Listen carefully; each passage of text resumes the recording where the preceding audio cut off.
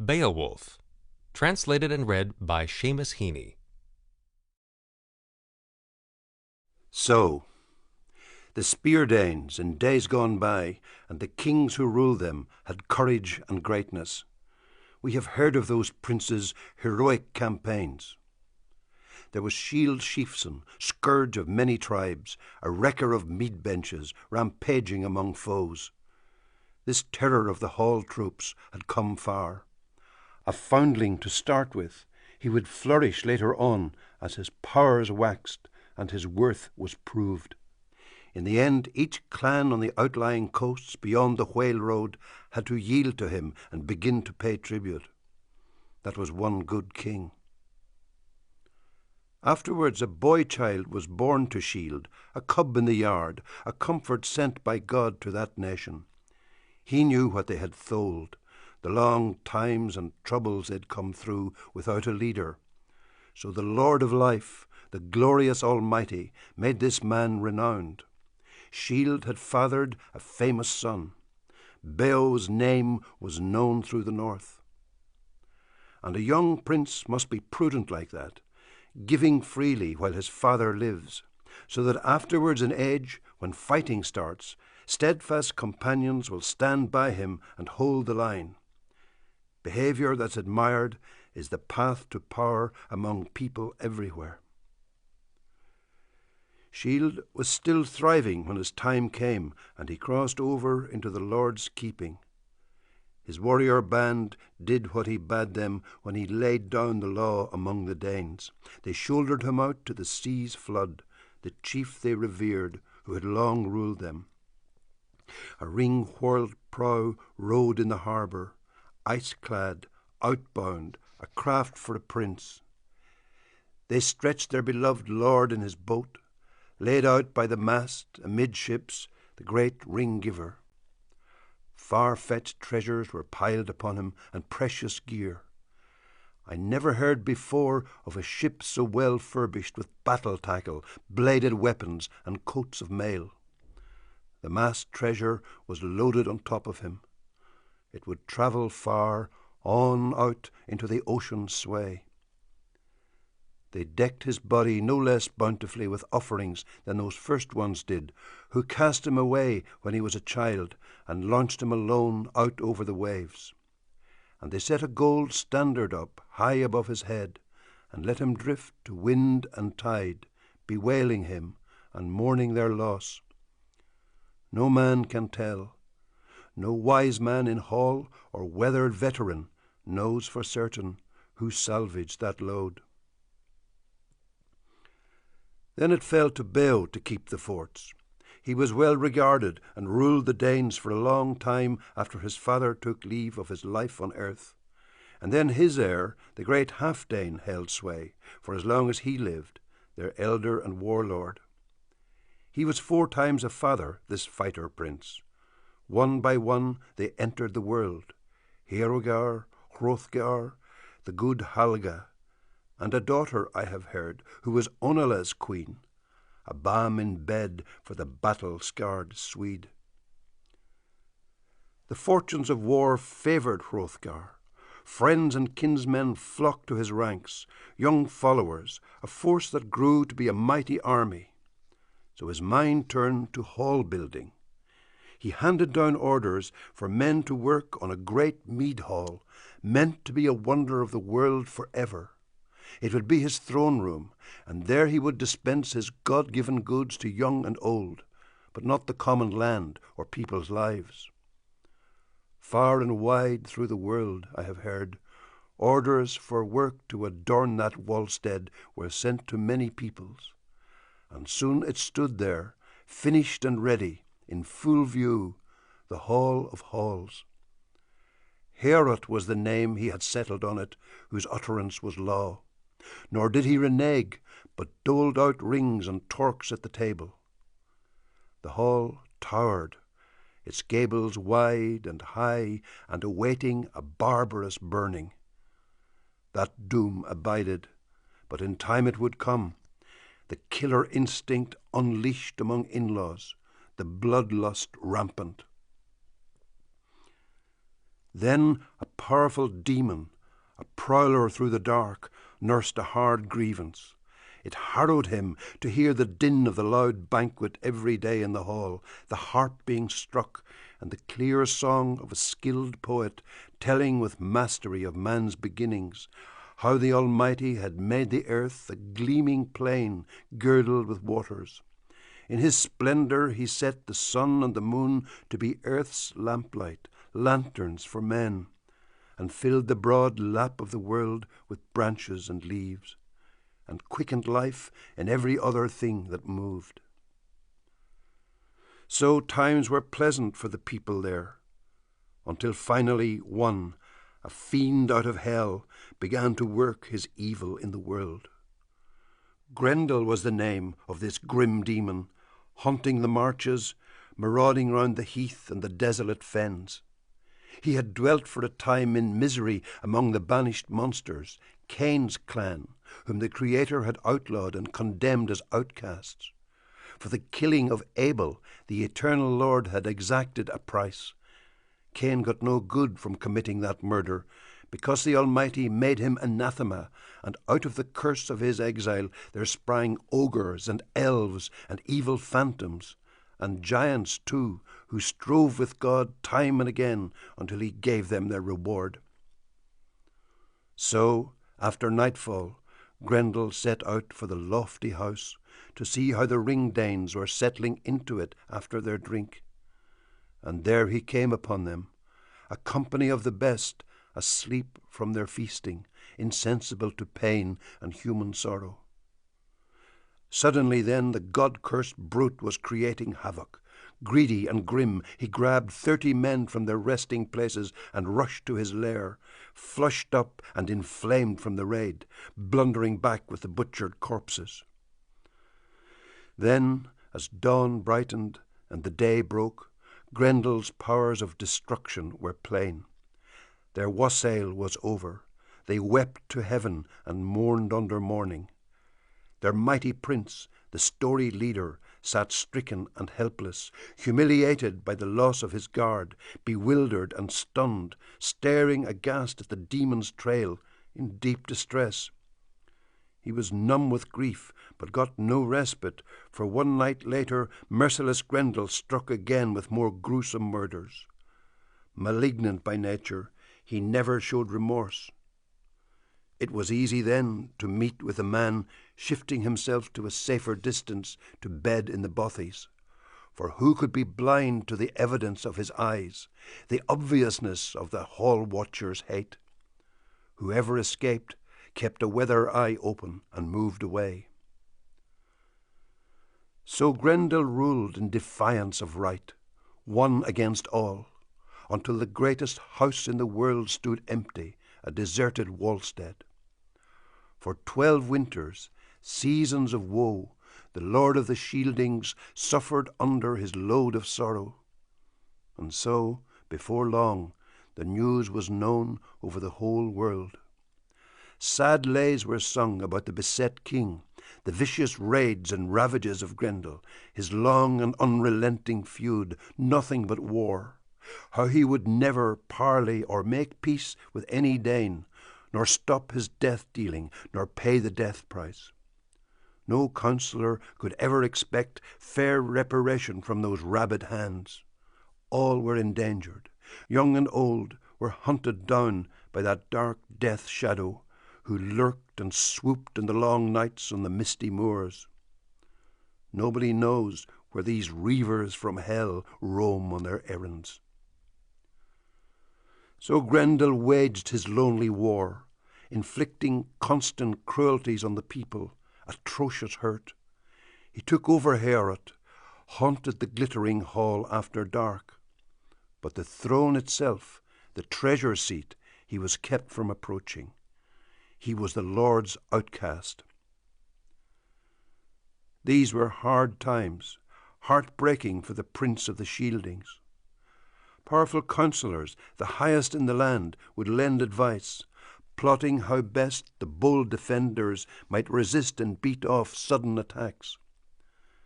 Sometimes at pagan shrines they vowed offerings to idols, swore oaths that the killer of souls would come to their aid and save the people.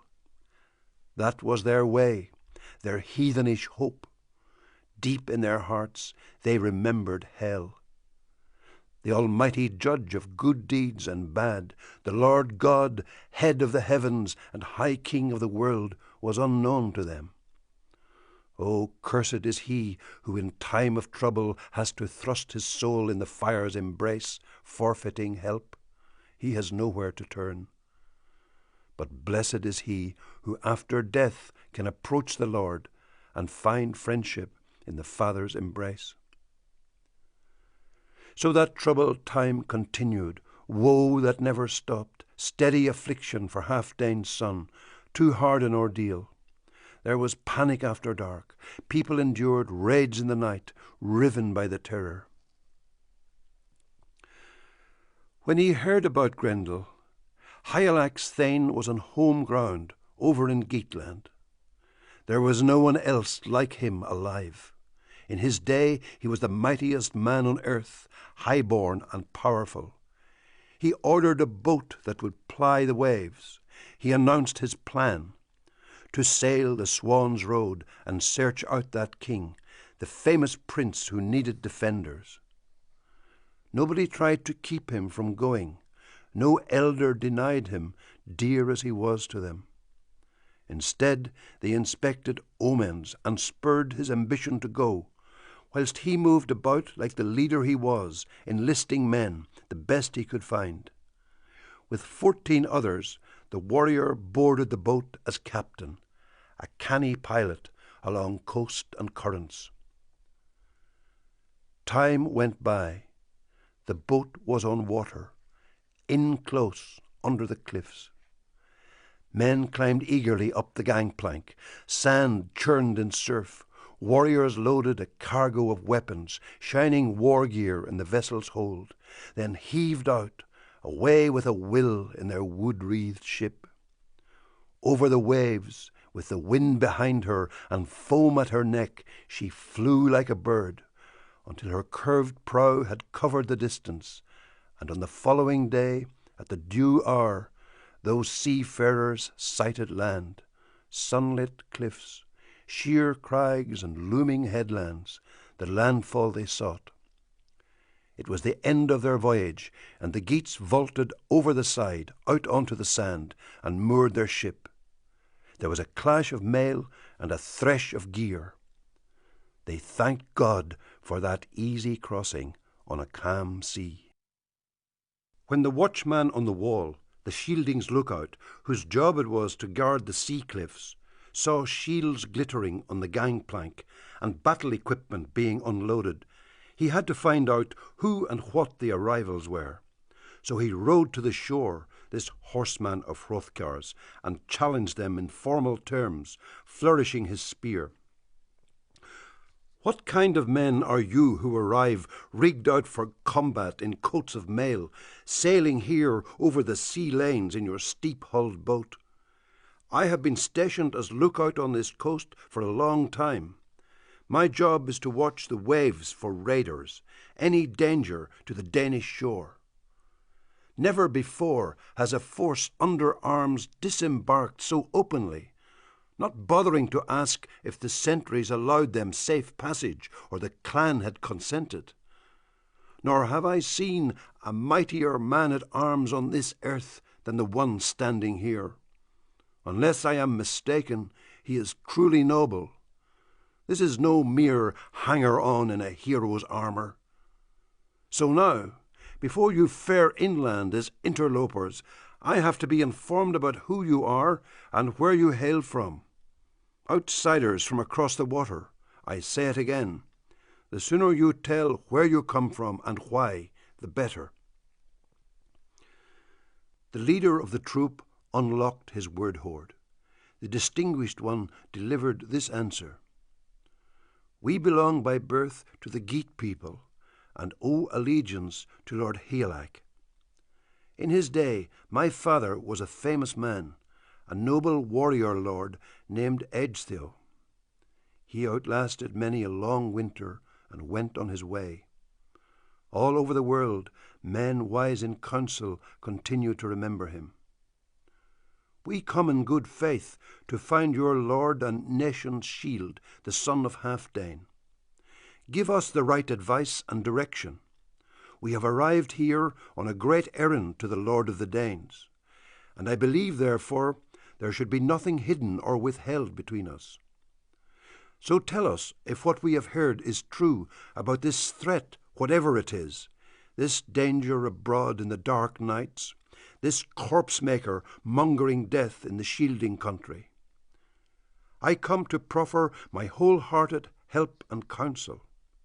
I can show the wise Hrothgar a way to defeat his enemy and find respite, if any respite is to reach him ever. I can calm the turmoil and terror in his mind.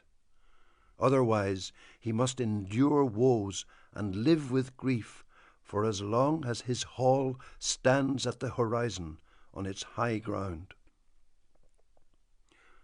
Undaunted, sitting astride his horse, the coast guard answered, "Anyone with gumption and a sharp mind will take the measure of two things, what's said and what's done. I believe what you have told me, that you are a troop loyal to our king. So come ahead with your arms and your gear, and I will guide you. What's more, I'll order my own comrades on their word of honour to watch your boat down there on the strand.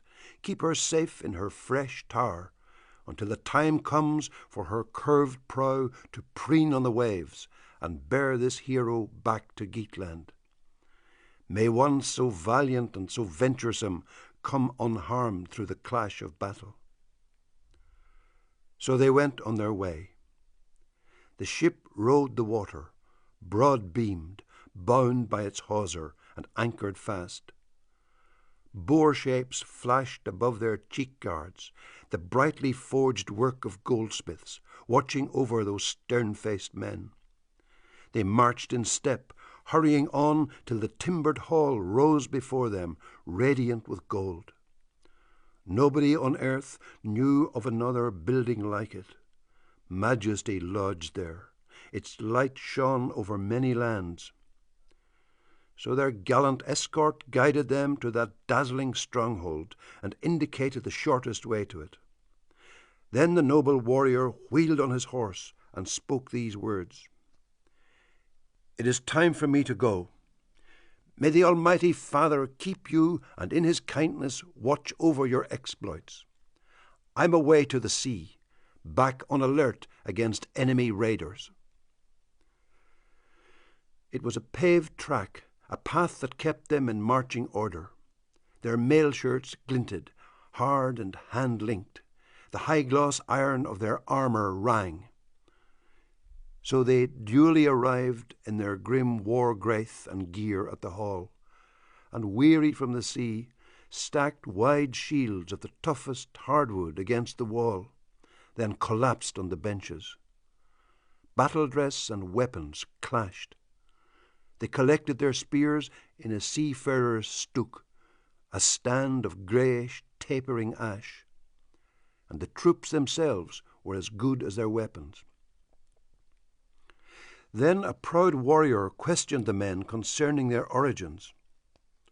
"Where do you come from, carrying these decorated shields and shirts of mail, these cheek-hinged helmets and javelins?" "I am Hrothgar's herald and officer. I have never seen so impressive or large an assembly of strangers. Stoutness of heart, bravery, not banishment, must have brought you to Hrothgar." The man whose name was known for courage, the Geat leader, resolute in his helmet, answered in return, "We are retainers from Hialak's band. Beowolf is my name. If your lord and master, the most renowned son of Halfdane, will hear me out and graciously allow me to greet him in person, I am ready and willing to report my errand." Wulfgar replied, a Wendel chief renowned as a warrior, well known for his wisdom and the temper of his mind. "I will take this message in accordance with your wish to our noble king." With that he turned to where Hrothgar sat. Wulfgar addressed his dear lord. "People from Geatland have put ashore. They have sailed far over the wide sea. They call the chief in charge of their band by the name of Beowulf. They beg, my lord, an audience with you, exchange of words and formal greeting. Most gracious Hrothgar, do not refuse them, but grant them a reply. From their arms and appointment they appear well born and worthy of respect, especially the one who has led them this far. He is formidable indeed." Hrothgar, protector of Shieldings, replied, "I used to know him when he was a young boy. His father before him was called Ecgtheow. A crew of seamen who sailed for me once with a gift cargo across to Geatland returned with marvellous tales about him. A thane, they declared, with the strength of 30 in the grip of each hand. Now holy God has in his goodness guided him here to the West Danes to defend us from Grendel. This is my hope, and for his heroism I will recompense him with a rich treasure. Go immediately, bid him and the Geats he has in attendance to assemble and enter." At the door of the hall, Wulfgar duly delivered the message.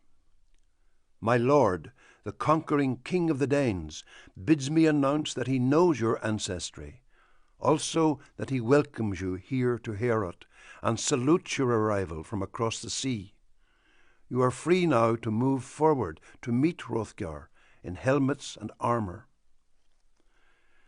The hero arose, surrounded closely by his powerful thanes.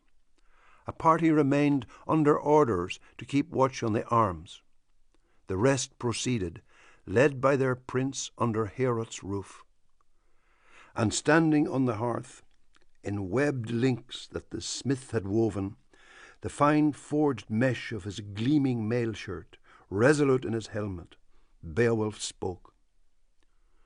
"Greetings to Hrothgar. I am Healak's kinsman, one of his hall troop. When I was younger, I had great triumphs.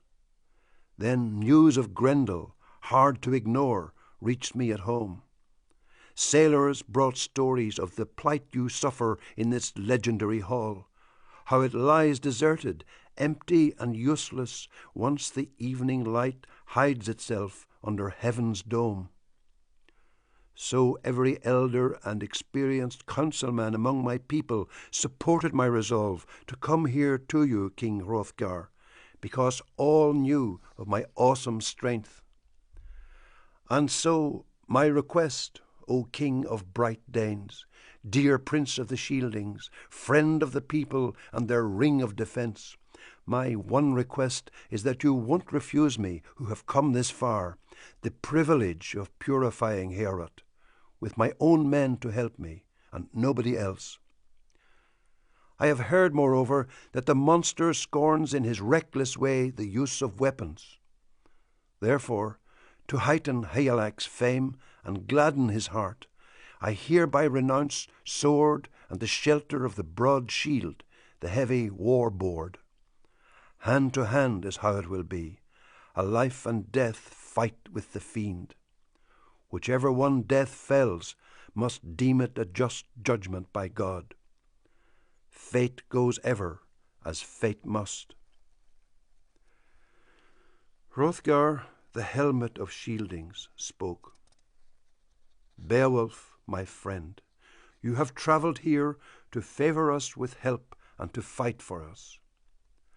My household guard are on the wane. Fate sweeps them away into Grendel's clutches. But God can easily halt these raids and harrowing attacks. Now take your place at the table. Relish the triumph of heroes to your heart's content."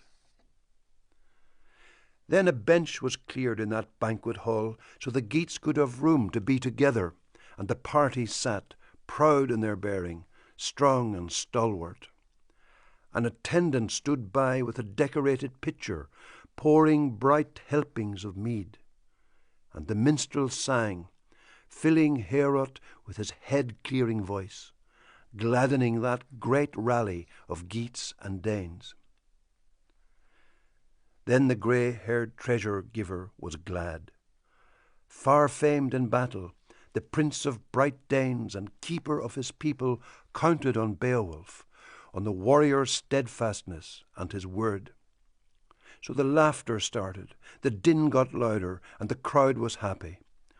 Wealhtheow came in, Hrothgar's queen, observing the courtesies. Adorned in her gold, she graciously saluted the men in hall, then handed the cup to all ranks, treating the household and the assembled troop, until it was Beowulf's turn to take it from her hand. With measured words she welcomed the Geat, and thanked God for granting her wish that a deliverer she could believe in would arrive to ease their afflictions. He accepted the cup, a daunting man, dangerous in action and eager for it always. He addressed Wealhtheow. Beowulf, the son of Ecgtheow, declared, "I had a fixed purpose when I put to sea. As I sat in the boat with my band of men, I meant to perform to the uttermost what your people wanted, or perish in the attempt, in the fiend's clutches. And I shall fulfill that purpose, prove myself with a proud deed, or meet my death here in the mead hall." This formal boast by Beowulf the Geat pleased the lady well, and she went to sit by Hrothgar, regal and arrayed with gold. Then it was like old times in the echoing hall, proud talk and the people happy, loud and excited, until soon enough Halfdane's heir had to be away to his night's rest. He realized that the demon was going to descend on the hall, that he had plotted all day, from dawnlight until darkness gathered again over the world, and stealthy night shapes came stealing forth under the cloud murk. The company stood as the two leaders took leave of each other. Hrothgar wished Beowulf health and good luck, named him hall warden, and announced as follows: "Never, since my hand could hold a shield, have I entrusted or given control of the Danes' hall to anyone but you. Ward and guard it, for it is the greatest of houses. Be on your mettle now. Keep in mind your fame. Beware of the enemy. There's nothing you wish for that won't be yours if you win through alive." Hrothgar departed then with his houseguard. The Lord of the Shieldings, their shelter in war, left the mead hall to lie with Wealhtheow, his queen and his bedmate. The King of Heaven, as people learned, had posted a lookout who was a match for Grendel, a guard against monsters, special protection to the Danish prince. The Geat placed complete trust in his strength of limb and the Lord's favour. He began to remove his iron breastmail, took off the helmet, and handed his attendant the patterned sword, a smith's masterpiece, ordering him to keep the equipment guarded. And before he bedded down, Beowulf, that prince of goodness, proudly asserted, "When it comes to fighting, I count myself as dangerous any day as Grendel, so it won't be a cutting edge I'll wield to mow him down, easily as I might. He has no idea of the arts of war, of shield or sword play, although he does possess a wild strength. No weapons, therefore, for either this night.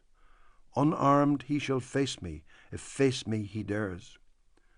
And may the divine Lord in his wisdom grant the glory of victory to whichever side he sees fit." Then down the brave man lay, with his bolster under his head, and his whole company of sea rovers at rest beside him. None of them expected he would ever see his homeland again, or get back to his native place and the people who reared him. They knew too well the way it was before, how often the Danes had fallen prey to death in the mead hall. But the Lord was weaving a victory on his war loom for the weather geats. Through the strength of one they all prevailed. They would crush their enemy and come through in triumph and gladness. The truth is clear. Almighty God rules over mankind and always has. Then out of the night came the shadow stalker, stealthy and swift. The hall guards were slack, asleep at their posts, all except one. It was widely understood that as long as the Lord forbade it, the fiend could never bear them beyond his shadow born. One man, however, was in fighting mood, awake and on edge, spoiling for action.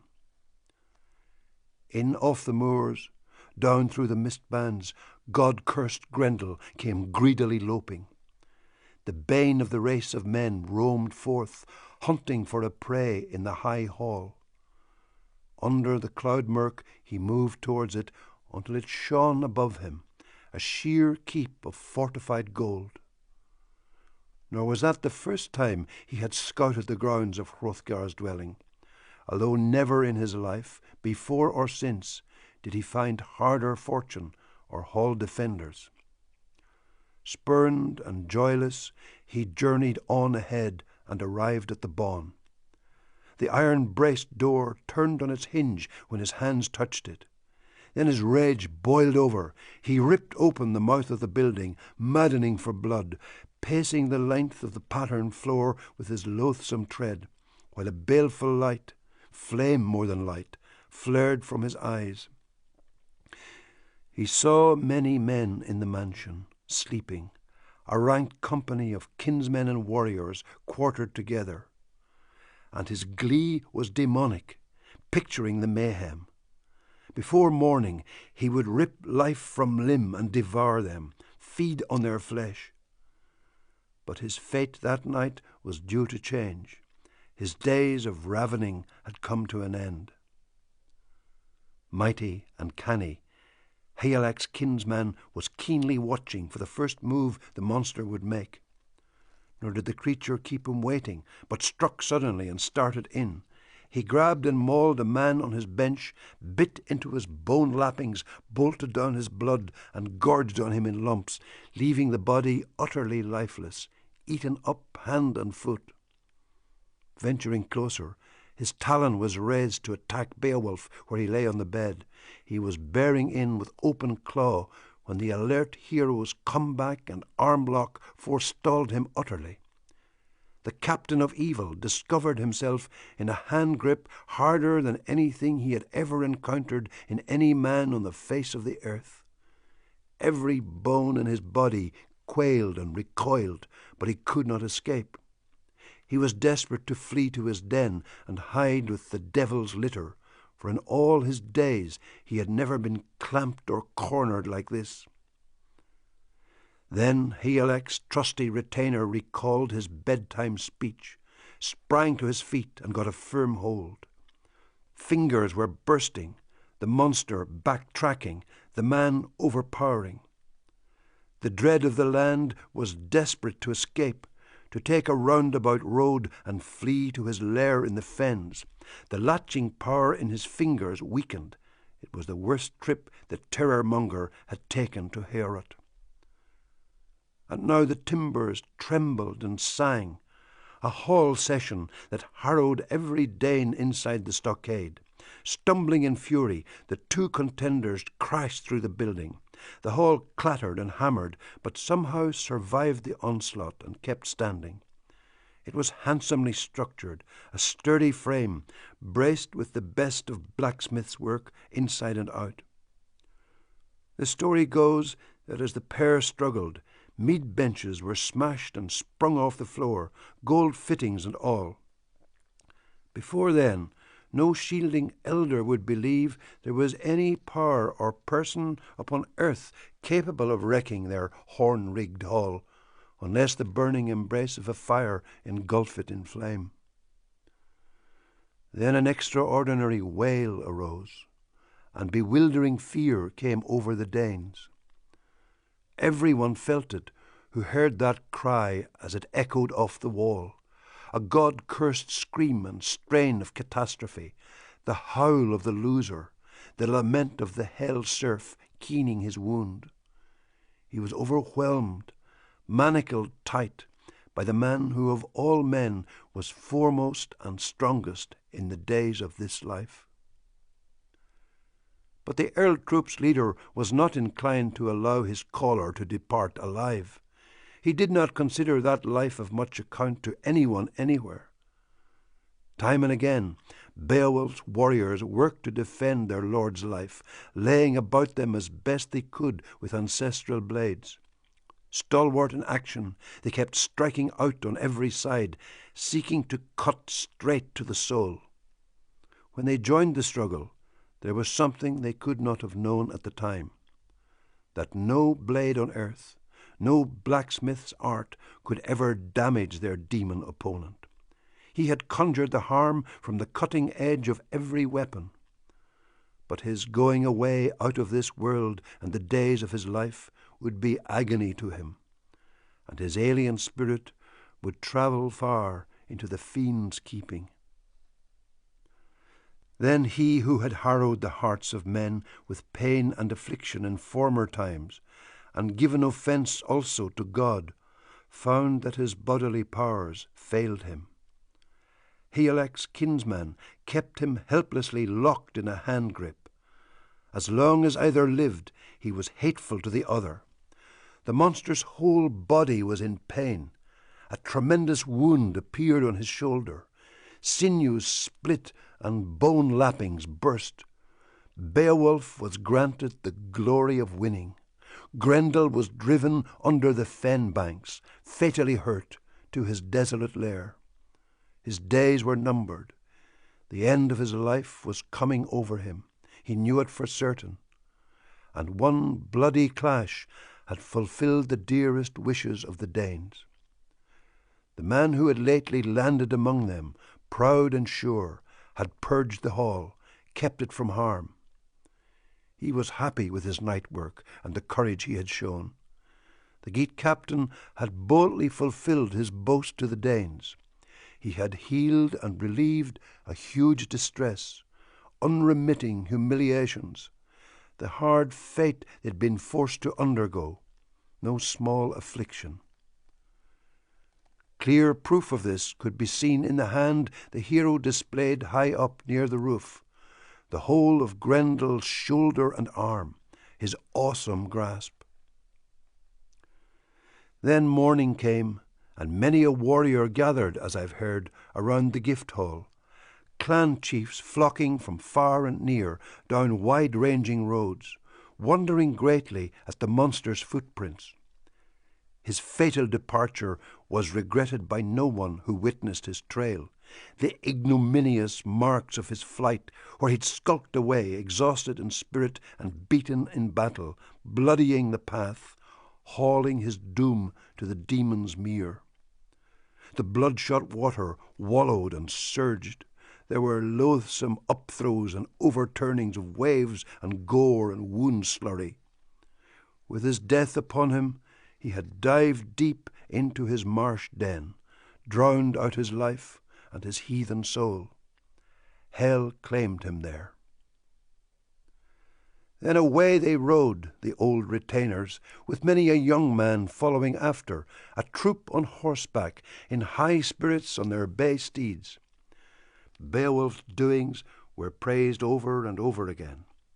Nowhere, they said, north or south, between the two seas, or under the tall sky, on the broad earth, was there anyone better to raise a shield or to rule a kingdom. Yet there was no laying of blame on their lord, the noble Hrothgar. He was a good king.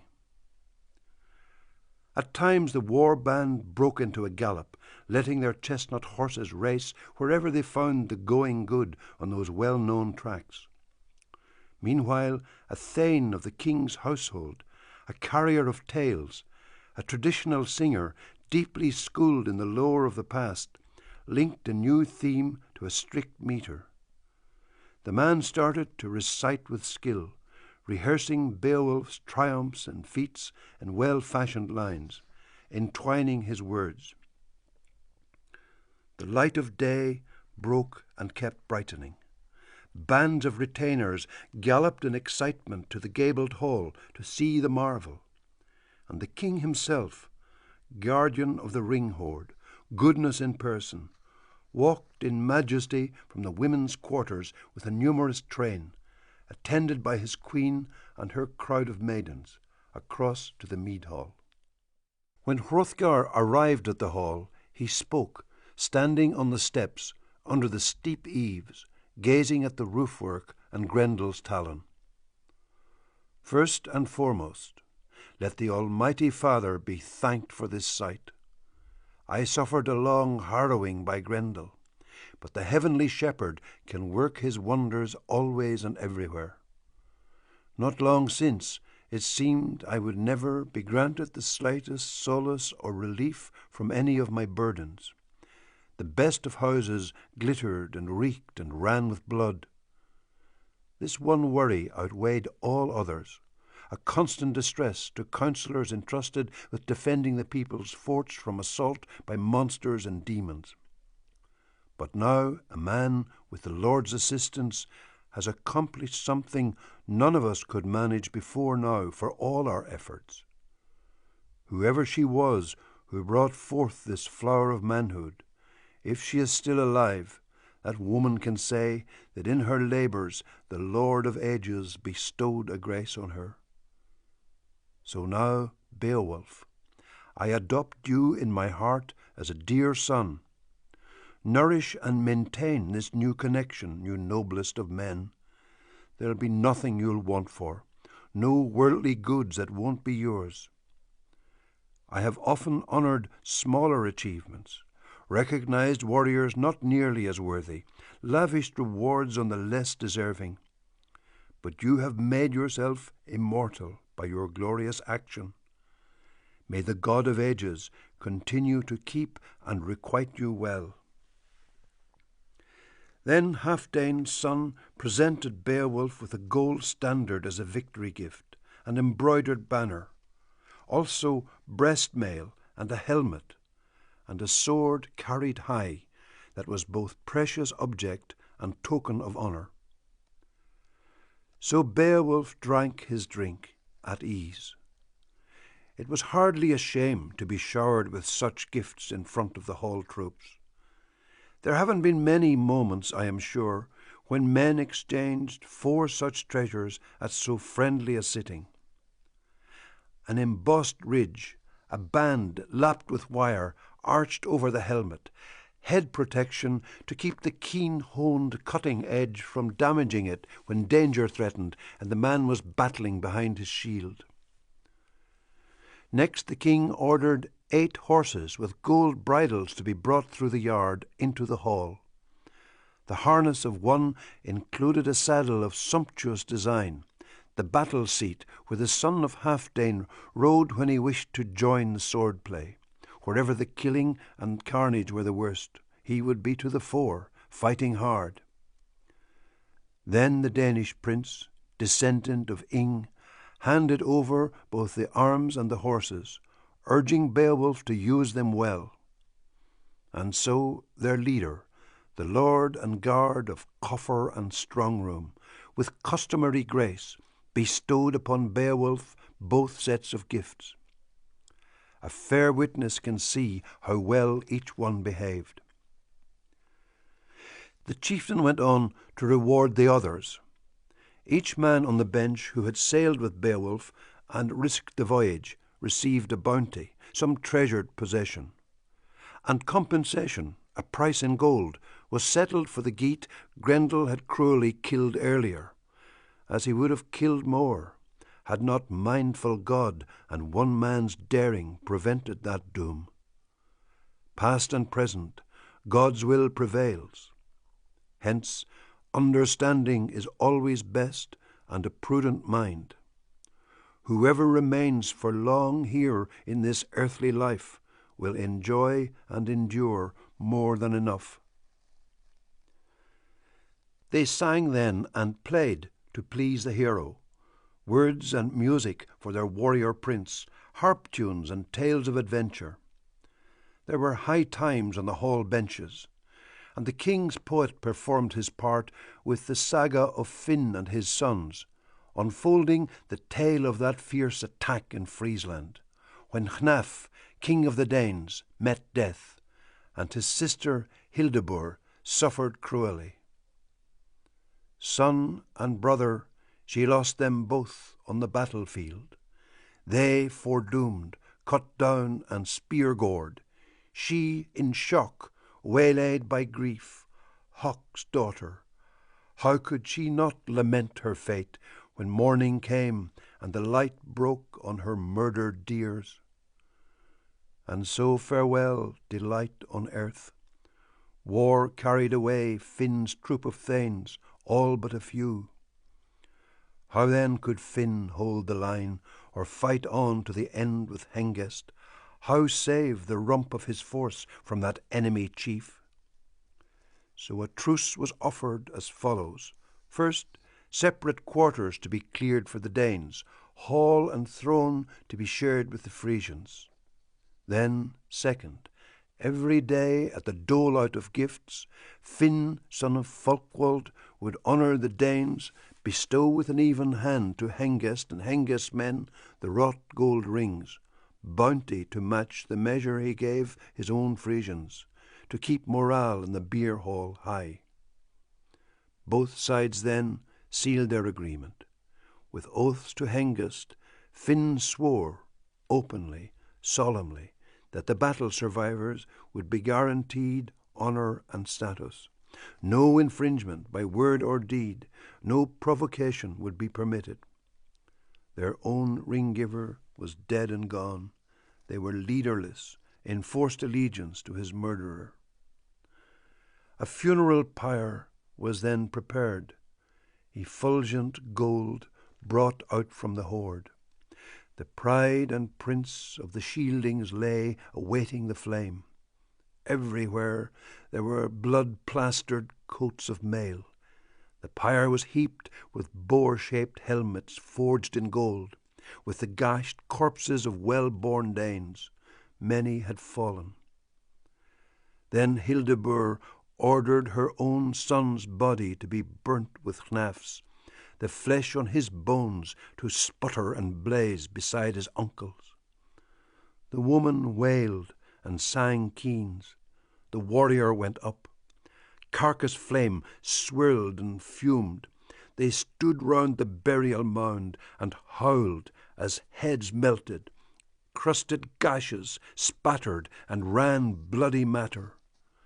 The glutton element flamed and consumed the dead of both sides. Their great days were gone. Warriors scattered to homes and forts all over Friesland. Fewer now, feeling loss of friends. Hengist stayed, lived out that whole resentful, blood-sullen winter with Finn, homesick and helpless. No ring-whirled prow could up then and away on the sea. Wind and water raged with storms. Wave and shingle were shackled in ice. Until another year appeared in the yard, as it does to this day, the seasons constant, the wonder of light coming over us. Then winter was gone. Earth's lap grew lovely. Longing woke in the cooped-up exile for a voyage home, but more for vengeance, some way of bringing things to a head. His sword arm hankered to greet the Dutes. Thus blood was spilled, the gallant Finn slain in his home. The wildness in them had to brim over. The hall ran red with blood of enemies. Finn was cut down, the queen brought away, and everything the Shieldings could find inside Finn's walls, the Frisian king's gold collars and gemstones, swept off to the ship. Over sea lanes then, back to Daneland, the warrior troop, bore that lady home. The poem was over. The poet had performed. A pleasant murmur started on the benches. Stewards did the rounds with wine in splendid jugs. The Queen spoke to Hrothgar. "Enjoy this drink, most generous lord. Raise up your goblet, entertain the Geats duly and gently, discourse with them, be open-handed, happy and fond. Relish their company, but recollect as well all of the boons that have been bestowed on you.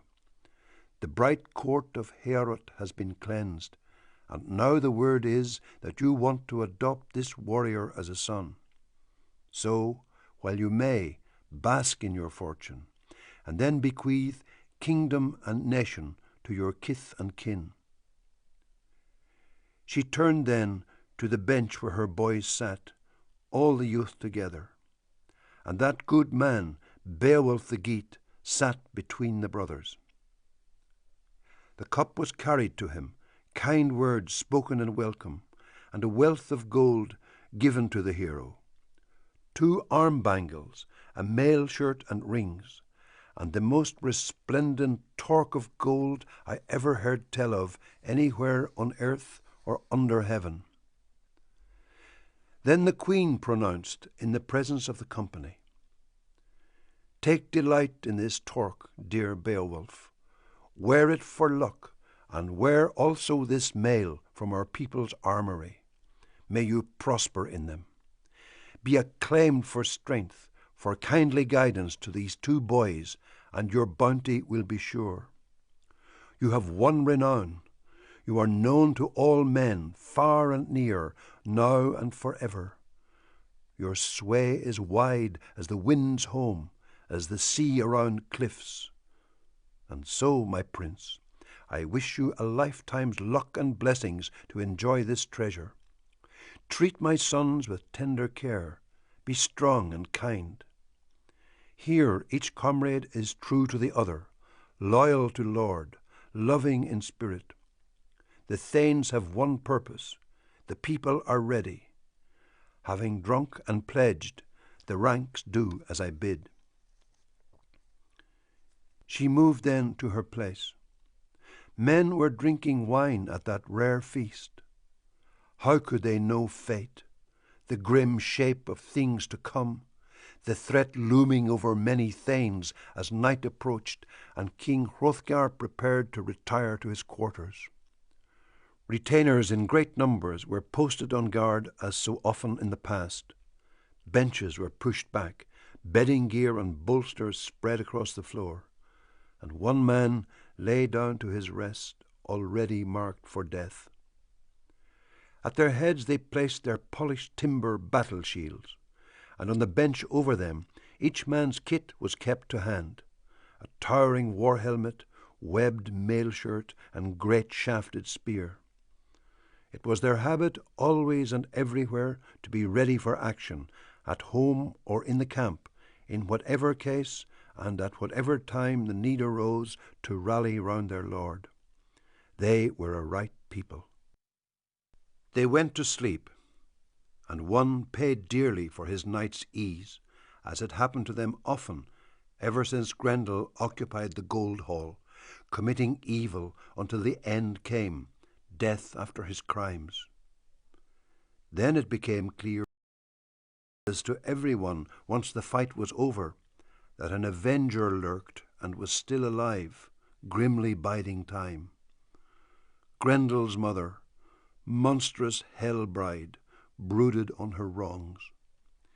She had been forced down into fearful waters, the cold depths, after Cain had killed his father's son, felled his own brother with a sword. Branded an outlaw, marked by having murdered, he moved into the wilds, shunned company and joy. And from Cain there sprang misbegotten spirits, among them Grendel, the banished and accursed. But now his mother had sallied forth on a savage journey, grief-racked and ravenous, desperate for revenge. She came to Heorot. There, inside the hall, Danes lay asleep, earls who would soon know a great reversal, once Grendel's mother attacked and entered. Then in the hall, hard-honed blades were grabbed from the bench, many a broad shield lifted and braced. There was little thought of helmets or woven mail when they woke in terror. The hell dam was in panic, desperate to get out, in mortal terror the moment she was found. She had pounced and taken one of the retainers in a tight hold, then headed for the fen. To Hrothgar, this man was the most beloved of the friends he trusted between the two seas. She had done away with a great warrior, ambushed him at rest. Beowulf was elsewhere. Earlier, after the award of the treasure, the Geat had been given another lodging. There was uproar and Heorot. She had snatched their trophy, Grendel's bloodied hand. It was a fresh blow to the afflicted Bon. The bargain was hard, both parties having to pay with the lives of friends. And the old lord, the grey-haired warrior, was heart-sore and weary when he heard the news. His highest-placed adviser, his dearest companion, was dead and gone. Beowulf was quickly brought to the chamber. The winner of fights, the arch-warrior, came first-footing in with his fellow troops to where the king in his wisdom waited, still wondering whether Almighty God would ever turn the tide of his misfortunes. So Beowulf entered with his band in attendance, and the wooden floorboards banged and rang as he advanced, hurrying to address the Prince of the Ingwins, asking if he'd rested, since the urgent summons had come as a surprise. Then Hrothgar, the shielding's helmet, spoke. Rest. What is rest? Sorrow has returned. Alas for the Danes! Eschery is dead. He was Irminlaf's elder brother and a soulmate to me, a true mentor, my right-hand man when the ranks clashed and our boar-crests had to take a battering in the line of action. Eschery was everything the world admires in a wise man and a friend. Then this roaming killer came in a fury and slaughtered him in Heorot. Where she is hiding, glutting on the corpse and glorying in her escape, I cannot tell. She has taken up the feud because of last night when you killed Grendel, wrestled and racked him in ruinous combat, since for too long he had terrorized us with his depredations. He died in battle, paid with his life, and now this powerful other one arrives, this force for evil, driven to avenge her kinsman's death. I have heard it said by my people in Hall, counsellors who live in the upland country, that they have seen two such creatures prowling the moors, huge marauders from some other world. One of these things, as far as anyone can ever discern, looks like a woman. The other, warped in the shape of a man, moves beyond the pale, bigger than any man, an unnatural birth called Grendel by the country people in former days. They are fatherless creatures, and their whole ancestry is hidden in a past of demons and ghosts. They dwell apart among wolves on the hills, on wind-swept crags and treacherous caches, where cold streams pour down the mountain and disappear under mist and moorland. A few miles from here, a frost-stiffened wood waits and keeps watch above a mere. The overhanging bank is a maze of tree roots mirrored in its surface. At night there, something uncanny happens. The water burns, and the mere bottom has never been sounded by the sons of men. On its bank, the heather stepper halts.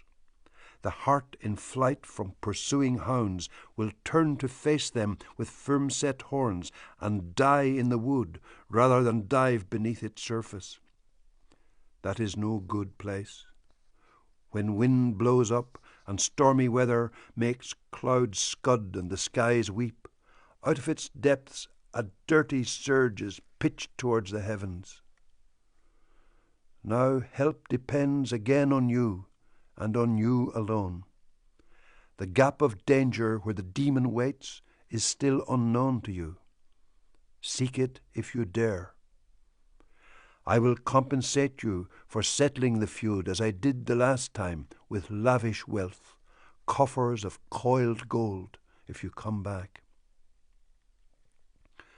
Beowulf, the son of Ecgtheow, spoke. Wise sir, do not grieve. It is always better to avenge dear ones than to indulge in mourning. For every one of us, living in this world means waiting for our end. Let whoever can win glory before death. When a warrior is gone, that will be his best and only bulwark. So arise, my lord, and let us immediately set forth on the trail of this troll dam. I guarantee you, she will not get away, not to dens underground, nor upland groves, nor the ocean floor. She'll have nowhere to flee to. Endure your troubles today. Bear up, and be the man I expect you to be. With that, the old lord sprang to his feet and praised God for Beowulf's pledge. Then a bit and halter were brought for his horse with the plaited mane. The wise king mounted the royal saddle and rode out in style with a force of shield-bearers. The forest paths were marked all over with the monster's tracks, her trail on the ground wherever she had gone across the dark moors, dragging away the body of that thane, Hrothgar's best counsellor and overseer of the country. So the noble prince proceeded undismayed, up fells and screes, along narrow footpaths, and ways where they were forced into single file, ledges on cliffs above lairs of water monsters. He went in front with a few men, good judges of the lie of the land, and suddenly discovered the dismal wood, mountain trees growing out at an angle above grey stones. The bloodshot water surged underneath. It was a sore blow to all of the Danes, friends of the Shieldings, a hurt to each and every one of that noble company when they came upon Asheri's head at the foot of the cliff. Everybody gazed as the hot gore kept wallowing up and an urgent war horn repeated its notes. The whole party sat down to watch. The water was infested with all kinds of reptiles. There were writhing sea dragons and monsters slouching on slopes by the cliff, serpents and wild things such as those that often surface at dawn to roam the sail road and doom the voyage. Down they plunged, lashing in anger at the loud call of the battle bugle. An arrow from the bow of the Geat chief got one of them as he surged to the surface. The seasoned shaft went in deep, and his freedom in the water got less and less. It was his last swim. He was swiftly overwhelmed in the shallows, prodded by barbed boar spears, cornered, beaten, pulled up on the bank. A strange lake birth, a loathsome catch men gazed at in awe. Beowulf got ready, donned his war gear, indifferent to death. His mighty, hand-forged, fine-webbed mail would soon meet with the menace under water. It would keep the bone cage of his body safe. No enemy's clasp could crush him in it, no vicious arm-lock choke his life out. To guard his head, he had a glittering helmet that was due to be muddied on the mere bottom and blurred in the upswirl. It was of beaten gold, princely headgear, hooped and hasped by a weaponsmith who had worked wonders in days gone by and embellished it with boar shapes. Since then it had resisted every sword. And another item, lent by Unferth at that moment was of no small importance. The Brehon handed him a hilted weapon, a rare and ancient sword named Hrunting. The iron blade with its ill-boding patterns had been tempered in blood. It had never failed the hand of anyone who hefted it in battle, anyone who had fought and faced the worst in the gap of danger. This was not the first time it had been called to perform heroic feats. Beowulf, son of Ecgtheow, spoke. Wisest of kings, now that I have come to the point of action, I ask you to recall what we said earlier, that you, son of Halfdane and gold friend to retainers, that you, if I should fall and suffer death while serving in your cause, would act like a father to me afterwards. If this combat kills me, take care of my young company, my comrades in arms. And be sure also, my beloved Hrothgar, to send Hygelac the treasures I received. Let the Lord of the Geats gaze on that gold. Let Hrethel's son take note of it, and see that I found a ring-giver of rare magnificence, and enjoyed the good of his generosity. And Unferth is to have what I inherited. To that far-famed man I bequeath my own sharp-honed, wave-sheened wonder-blade. With Hrunting I shall gain glory or die. After these words, the prince of the Weathergeats was impatient to be away, and plunged suddenly. Without further ado, he dived into the heaving depths of the lake. It was the best part of a day before he could see the solid bottom. The hero observed that swamp thing from hell, the Tarnhag, in all her terrible strength, then heaved his war sword and swung his arm. The decorated blade came down ringing and singing on her head. But he soon found his battle torch extinguished. The shining blade refused to bite. It spared her and failed the man in his need. It had gone through many hand-to-hand fights, had hewed the armour and helmets of the doomed, but here at last the fabulous powers of that heirloom failed.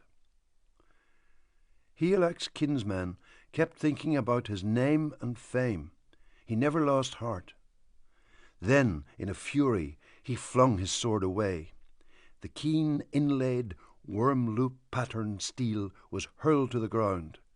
He would have to rely on the might of his arm. So must a man do who intends to gain enduring glory in a combat. Life doesn't cost him a thought. Then the prince of the Wargeats, warming to this fight with Grendel's mother, gripped her shoulder and laid about him in a battle frenzy. He pitched his killer opponent to the floor, but she rose quickly and retaliated, grappled him tightly in her grim embrace. The sure-footed fighter felt suddenly daunted. The strongest of warriors stumbled and fell. So she pounced upon him and pulled out a broad, whetted knife. Now she would avenge her only child. But the mesh of the chain mail on Beowulf's shoulder shielded his life, turned the edge and tip of the blade.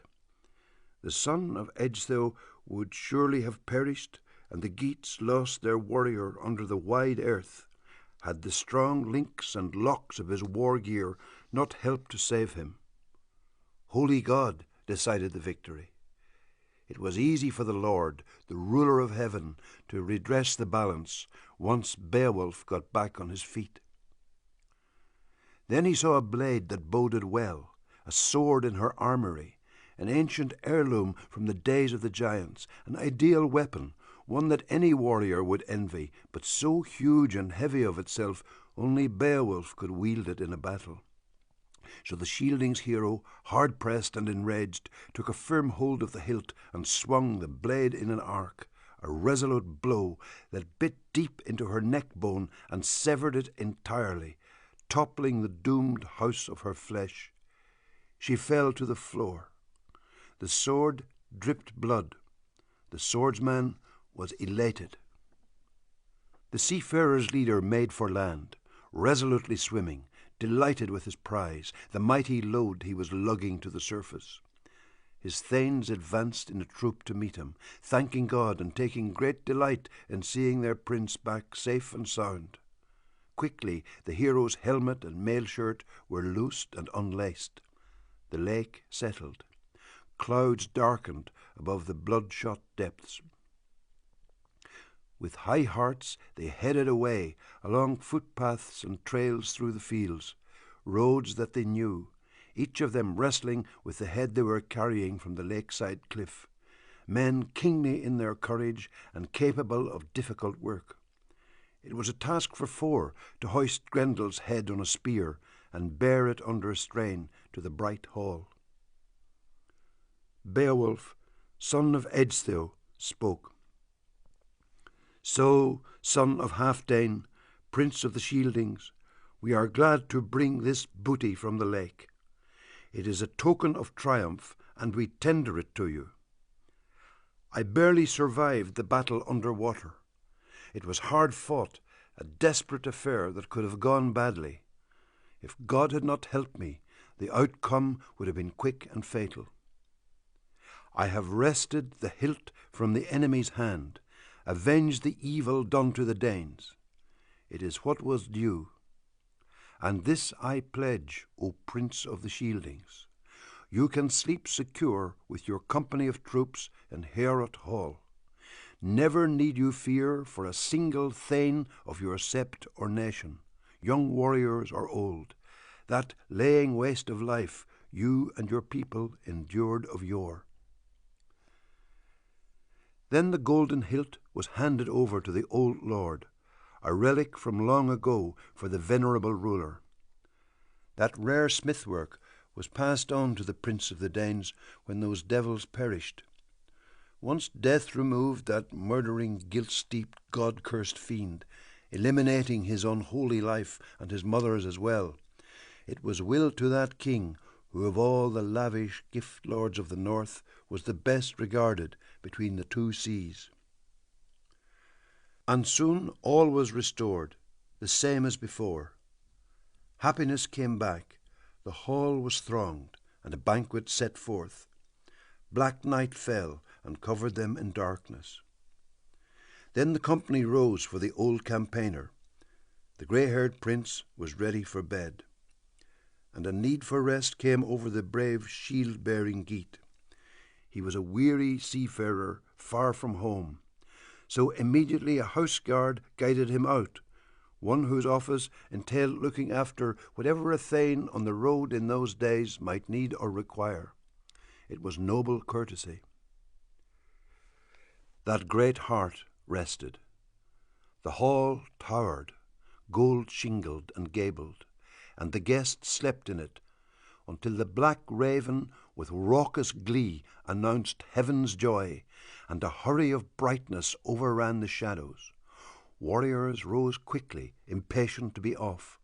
Their own country was beckoning the nobles, and the bold voyager longed to be aboard his distant boat. Then that stalwart fighter ordered Hrunting to be brought to Unferth, and bade Unferth take the sword and thanked him for lending it. He said he had found it a friend in battle and a powerful help. He put no blame on the blade's cutting edge. He was a considerate man. And there the warriors stood in their war gear, eager to go, while their honoured lord approached the platform where the other sat. The undaunted hero addressed Hrothgar. Beowulf, son of Eadsthill, spoke. Now we who crossed the wide sea have to inform you that we feel a desire to return to Higelac. Here we have been welcomed and thoroughly entertained. You have treated us well.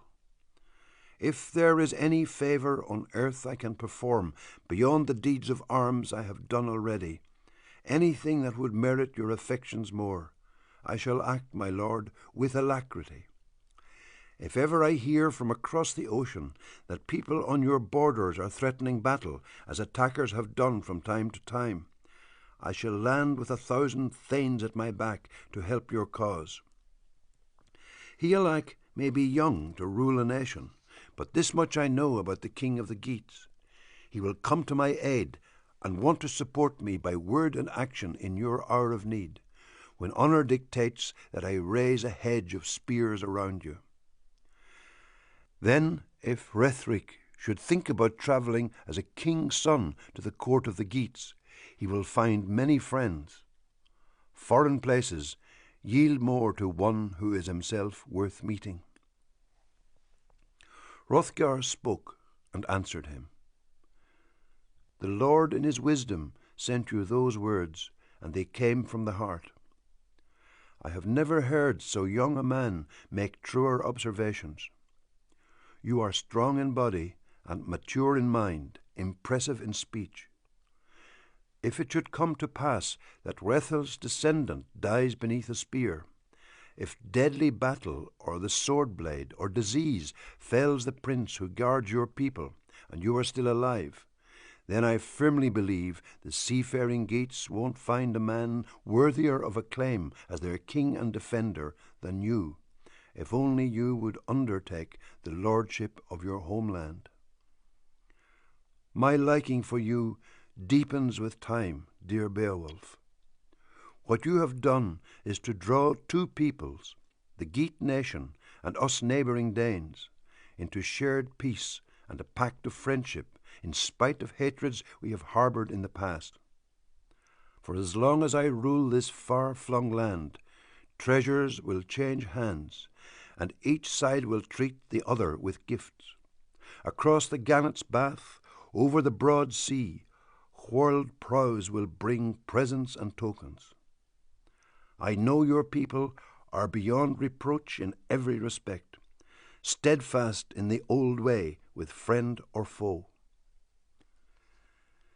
Then the Earl's defender furnished the hero with 12 treasures and told him to set out, to sail with those gifts safely home to the people he loved, but to return promptly. And so the good and grey-haired Dane, that high-born king, kissed Beowulf and embraced his neck, then broke down in sudden tears. Two forebodings disturbed him in his wisdom, but one was stronger. Never more would they meet each other face to face, and such was his affection that he could not help being overcome. His fondness for the man was so deep-founded, it warmed his heart and wound the heartstrings tight in his breast. The embrace ended, and Beowulf, glorious in his gold regalia, stepped the green earth. Straining at anchor and ready for boarding, his boat awaited him. So they went on their journey, and Hrothgar's generosity was praised repeatedly. He was a peerless king, until old age sapped his strength and did him mortal harm, as it has done so many. Down to the waves then, dressed in the web of their chainmail and war shirts, those young men marched in high spirits. The coastguard spied them, Thane setting forth, the same as before. His salute this time from the top of the cliff was far from unmannerly. He galloped to meet them, and as they took ship in their shining gear, he said how welcome they would be in Geatland. Then the broad hull was beached on the sand, to be cargoed with treasure, horses, and war gear. The curved prow motioned. The mast stood high above Hrothgar's riches in the loaded hold. The guard who had watched the boat was given a sword with gold fittings, and in future days that present would make him a respected man at his place on the mead bench. Then the keel plunged and shook in the sea, and they sailed from Denmark. Right away the mast was rigged with its sea shawl, sail ropes were tightened, timbers drummed, and stiff winds kept the wave-crosser skimming ahead. As she heaved forward, her foamy neck was fleet and buoyant, a lapped prow loping over currents, until finally the Geats caught sight of coastline and familiar cliffs. The keel reared up, wind lifted it home, it hit on the land. The harbour guard came hurrying out to the rolling water. He had watched the offing long and hard, on the lookout for those friends. With the anchor cables, he moored their craft right where it had beached, in case a backwash might catch the hull and carry it away. Then he ordered the prince's treasure trove to be carried ashore. It was a short step from there to where Rethel's son and heir, Higelac the gold giver, makes his home on a secure cliff in the company of retainers. Heroic Beowulf and his band of men crossed the wide strand, striding along the sandy foreshore. The sun shone. The world's candle warmed them from the south as they hastened to where, as they had heard, the young king, Ongentheow's killer and his people's protector, was dispensing rings inside his bawn. Beowulf's return was reported to Higelac as soon as possible. News that the captain was now in the enclosure, his battle brother back from the fray, alive and well, walking to the hall. Room was quickly made on the king's orders, and the troops filed across the cleared floor. After Higelac had offered greetings to his loyal thane in lofty speech, he and his kinsman, that hale survivor, sat face to face. Heorith's daughter moved about with the mead jug in her hand, taking care of the company, filling the cups that warriors held out. Then Higelac began to put courteous questions to his old comrade in the high hall. He hankered to know every tale the sea geats had to tell. "How did you fare on your foreign voyage, dear Beowulf, when you abruptly decided to sail away across the salt water and fight at Heorot? Did you help Hrothgar much in the end? Could you ease the prince of his well-known troubles? Your undertaking cast my spirits down. I dreaded the outcome of your expedition and pleaded with you long and hard to leave the killer be. Let the South Danes settle their own blood feud with Grendel. So God be thanked, I am granted this sight of you, safe and sound." Beowulf, son of Ecgtheow, spoke. "What happened, Lord Higelac, is hardly a secret any more among men in this world. Myself and Grendel coming to grips on the very spot where he had visited destruction on the victory shieldings and violated life and limb. Losses I avenged, so no earthly offspring of Grendel's need ever boast of that bout before dawn, no matter how long the last of his evil family survives. When I first landed, I proceeded to the ring hall and saluted Hrothgar. Once he discovered why I had come, the son of Halfdane sent me immediately to sit with his own sons on the bench. It was a happy gathering. In my whole life I have never seen mead enjoyed more in any hall on earth. Sometimes the queen herself appeared, peace pledge between nations, to hearten the young ones and hand out a torque to a warrior, then take her place. Sometimes Hrothgar's daughter distributed ale to older ranks in order on the benches. I heard the company call her Freyawaru as she made her rounds, presenting men with the gem-studded bowl, young bride-to-be to the gracious Ingeld in her gold-trimmed attire. The friend of the Shieldings favours her betrothal.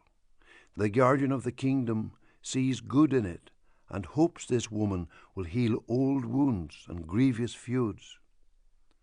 But generally the spear is prompt to retaliate when a prince is killed, no matter how admirable the bride may be.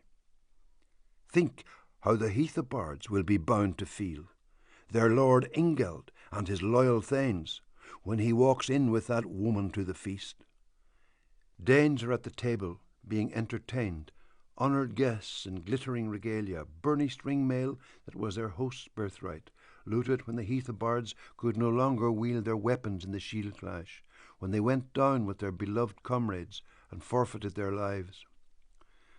Then an old spearman will speak while they are drinking, having glimpsed some heirloom that brings alive memories of the massacre.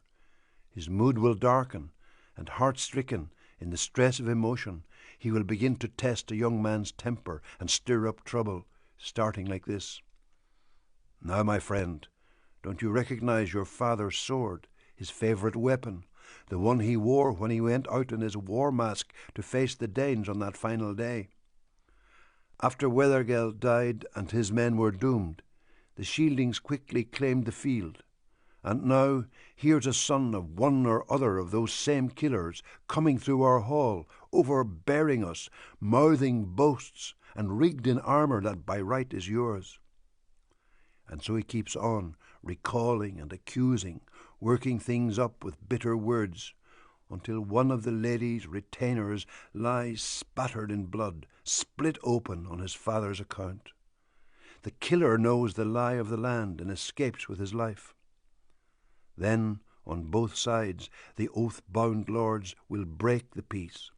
A passionate hate will build up in Ingeld, and love for his bride will falter in him as the feud rankles. I therefore suspect the good faith of the Heathobards, the truth of their friendship, and the trustworthiness of their alliance with the Danes. But now, my lord, I shall carry on with my account of Grendel, the whole story of everything that happened in the hand-to-hand fight.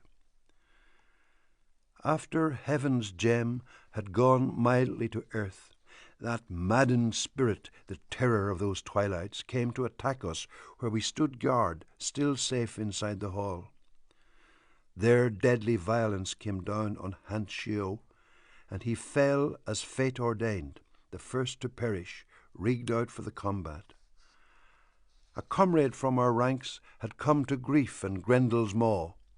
He ate up the entire body. There was blood on his teeth. He was bloated and dangerous, all roused up, yet still unready to leave the hall empty-handed. Renowned for his might, he matched himself against me, wildly reaching. He had this roomy pouch, a strange accoutrement, intricately strung and hung at the ready, a rare patchwork of devilishly fitted dragon skins. I had done him no wrong, yet the raging demon wanted to cram me and many another into this bag. But it was not to be, once I got to my feet in a blind fury.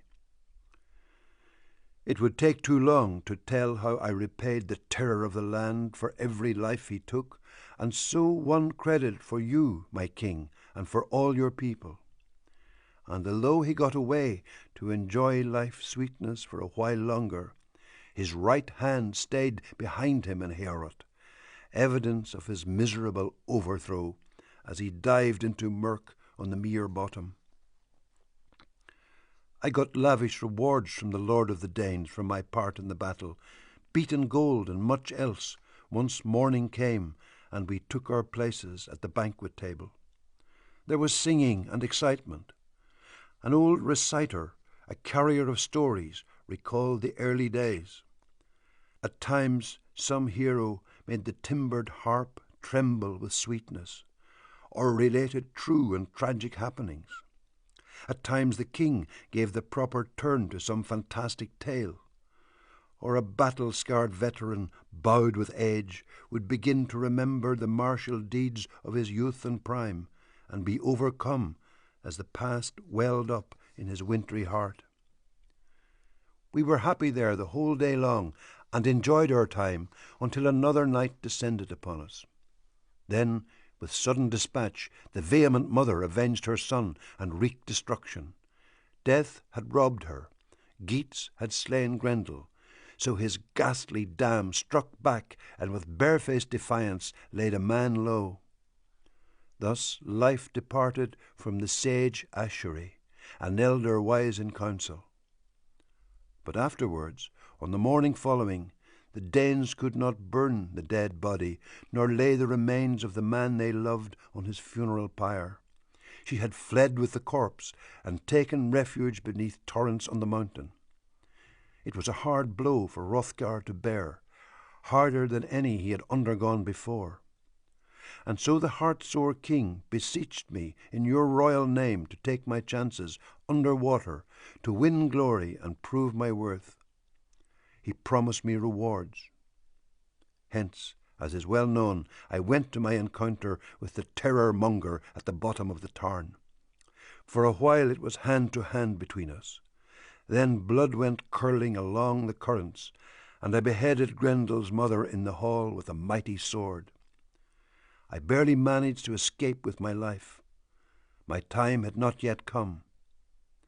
But Halfdane's heir, the shelter of those earls, again endowed me with a multitude of gifts. Thus the king acted with due custom.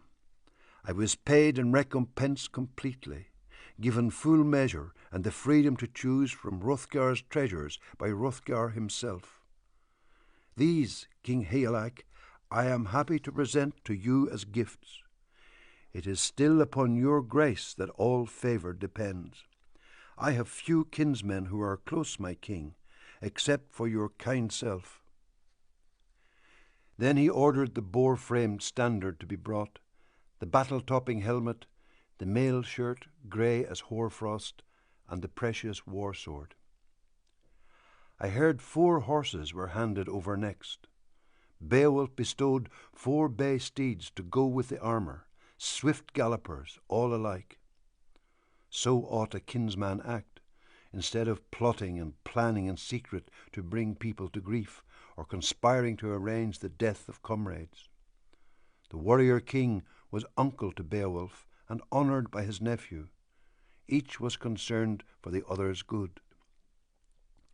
I heard he presented Hygd with a gorget, the priceless torque that the prince's daughter Wealhtheow had given him, and 3 horses, supple creatures, brilliantly saddled.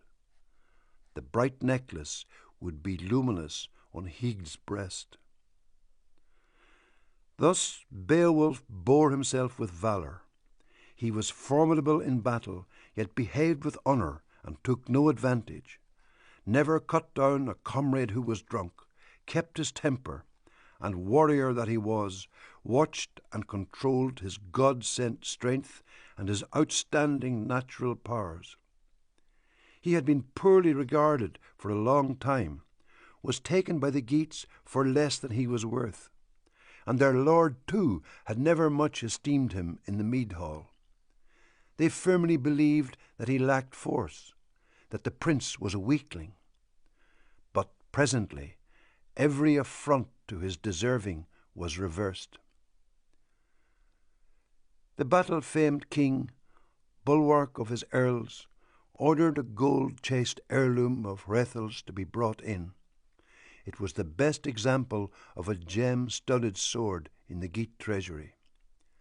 This he laid on Beowulf's lap, and rewarded him with land as well, 7,000 hides, and a hall and a throne. Both owned land by birth in that country, ancestral grounds, but the greater right and sway were inherited by the higher born. A lot was to happen in later days in the fury of battle. Higelac fell, and the shelter of Heardred's shield proved useless against the fierce aggression of the Shieldfings.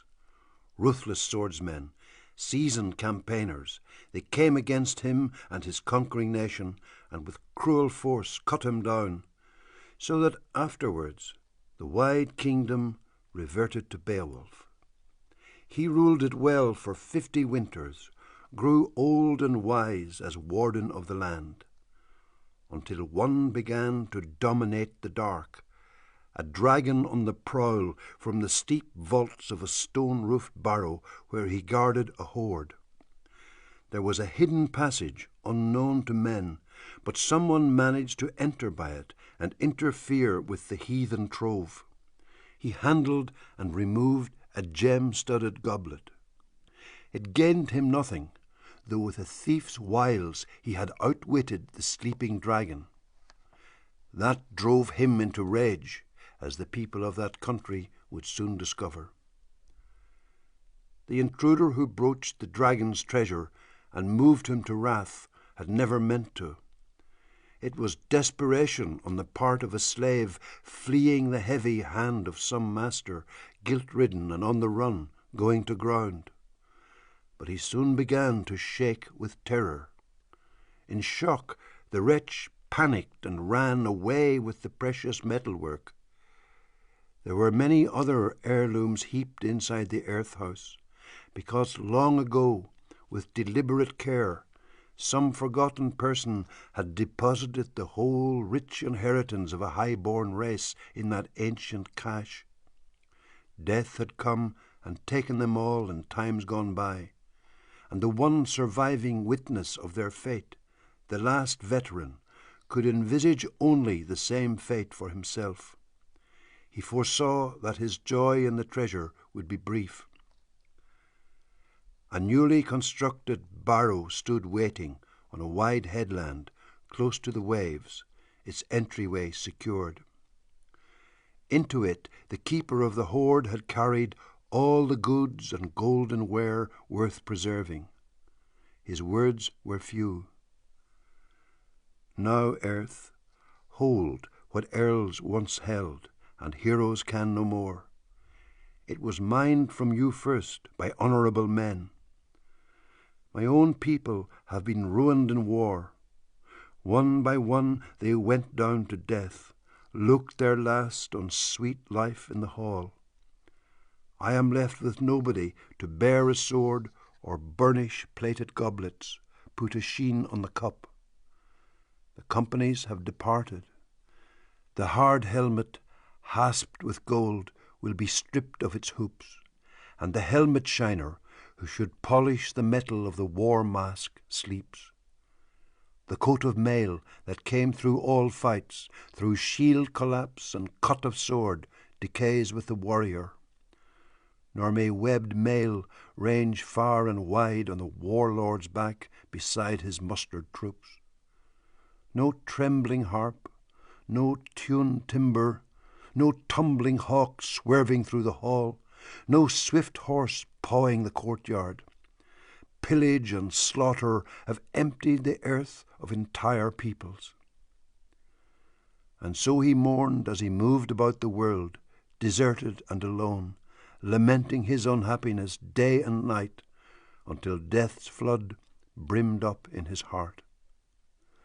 Then an old harrower of the dark happened to find the hoard open, the burning one who hunts out barrows, the slick-skinned dragon threatening the night sky with streamers of fire. People on the farms are in dread of him. He is driven to hunt out hoards underground, to guard heathen gold through age-long vigils, though to little avail. For 3 centuries this scourge of the people had stood guard on that stoutly protected underground treasury, until the intruder unleashed its fury. He hurried to his lord with the gold-plated cup and made his plea to be reinstated. Then the vault was rifled, the ring hoard robbed, and the wretched man had his request granted. His master gazed on that find from the past for the first time. When the dragon awoke, trouble flared again. He rippled down the rock, writhing with anger, when he saw the footprints of the prowler who had stolen too close to his dreaming head. So may a man not marked by fate easily escape exile and woe by the grace of God. The hoard guardian scorched the ground as he scoured and hunted for the trespasser who had troubled his sleep. Hot and savage, he kept circling and circling the outside of the mound. No man appeared in that desert waste, but he worked himself up by imagining battle. Then back in he'd go in search of the cup, only to discover signs that someone had stumbled upon the golden treasures. So the guardian of the mound, the hoard watcher, waited for the gloaming with fierce impatience. His pent-up fury at the loss of the vessel made him long to hit back and lash out in flames. Then, to his delight, the day waned, and he could wait no longer behind the wall, but hurtled forth in a fiery blaze. The first to suffer were the people on the land, but before long it was their treasure-giver who would come to grief. The dragon began to belch out flames and burn bright homesteads. There was a hot glow that scared everyone, for the vile sky-winger would leave nothing alive in his wake. Everywhere the havoc he wrought was in evidence. Far and near, the Geat nation bore the brunt of his brutal assaults and virulent hate. Then back to the horde he would dart before daybreak to hide in his den. He had swinged the land, swathed it in flame, in fire and burning, and now he felt secure in the vaults of his barrow. But his trust was unavailing. Then Beowulf was given bad news, a hard truth. His own home, the best of buildings, had been burnt to a cinder, the throne room of the Geats. It threw the hero into deep anguish and darkened his mood. The wise man thought he must have thwarted ancient ordinance of the eternal Lord, broken his commandment. His mind was in turmoil. Unaccustomed anxiety and gloom confused his brain. The fire dragon had razed the coastal region and reduced forts and earthworks to dust and ashes. So the war king planned and plotted his revenge. The warrior's protector, prince of the hall troop, ordered a marvellous all-iron shield from his smithy works. He well knew that linden boards would let him down and timber burn. After many trials, he was destined to face the end of his days in this mortal world, as was the dragon, for all his long leasehold on the treasure. The veteran king sat down on the cliff-top. He wished good luck to the Geats who had shared his hearth and his gold. He was sad at heart, unsettled yet ready, sensing his death. His fate hovered near, unknowable but certain. It would soon claim his coffered soul, part life from limb. Before long, the prince's spirit would spin free from his body. Beowulf spoke, made a formal boast for the last time. I risked my life often when I was young. Now I am old, but as king of the people, I shall pursue this fight for the glory of winning, if the evil one will abandon his fort and face me in the open. Then he addressed each dear companion one final time, those fighters in their helmets, resolute and high-born. I would rather not use a weapon if I knew another way to grapple with the dragon and make good my boast as I did against Grendel in days gone by. But I shall be meeting molten venom in the fire he breathes, so I go forth in mail-shirt and shield. I won't shift a foot when I meet the cave guard. What occurs on the wall between the two of us will turn out as fate, overseer of men, decides. I am resolved. I scorn further words against this sky-born foe. Men-at-arms, remain here on the barrow, safe in your armour, to see which one of us is better in the end at bearing wounds in a deadly fray. This fight is not yours, nor is it up to any man except me to measure his strength against the monster or to prove his worth. I shall win the gold by my courage, or else mortal combat, doom of battle, will bear your lord away. Then he drew himself up beside his shield. The fabled warrior in his war-shirt and helmet trusted in his own strength entirely and went under the crag.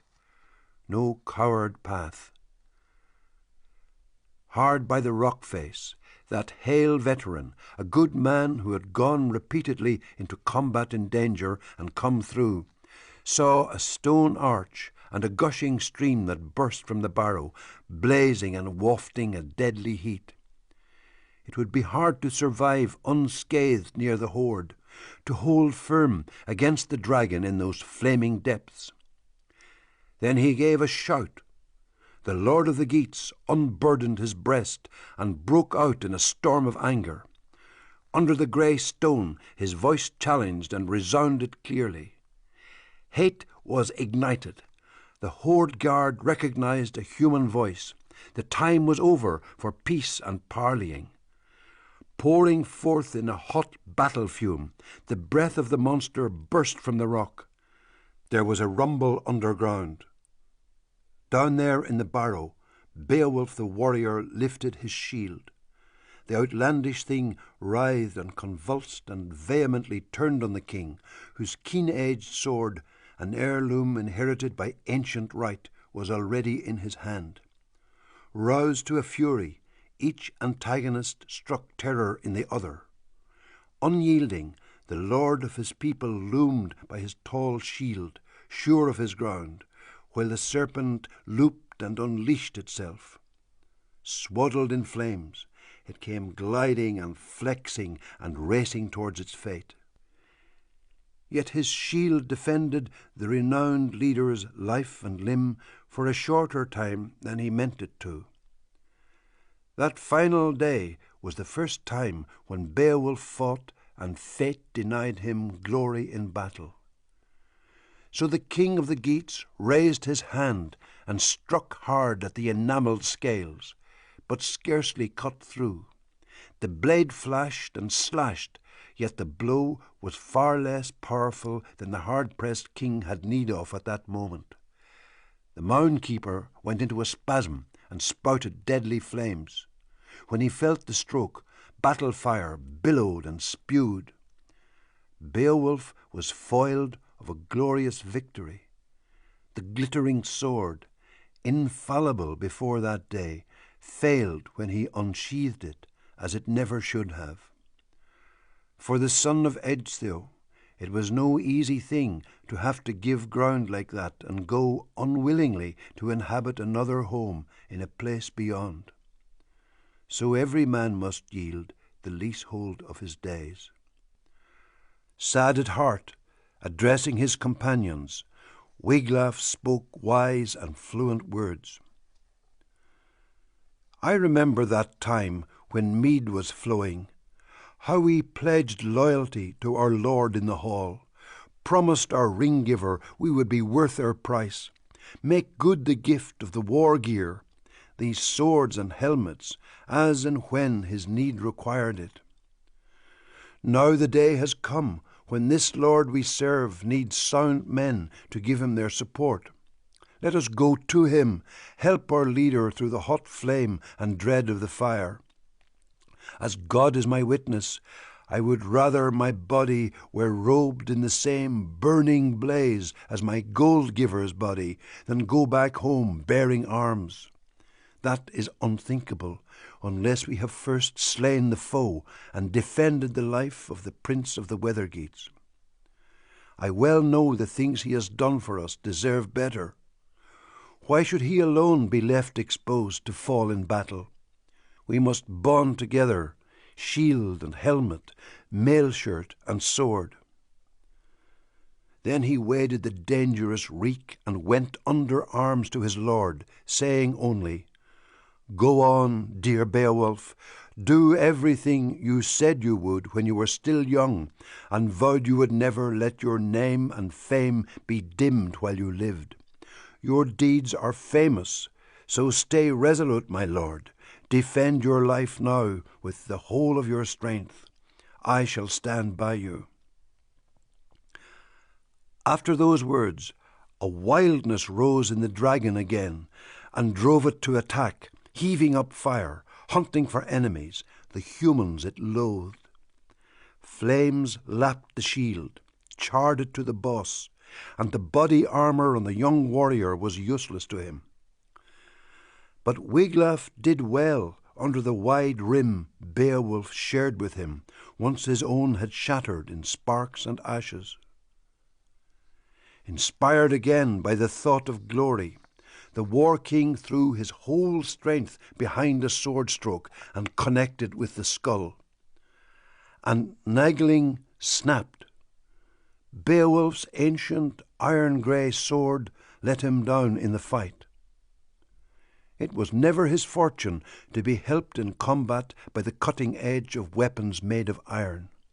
When he wielded a sword, no matter how blooded and hard-edged the blade, his hand was too strong.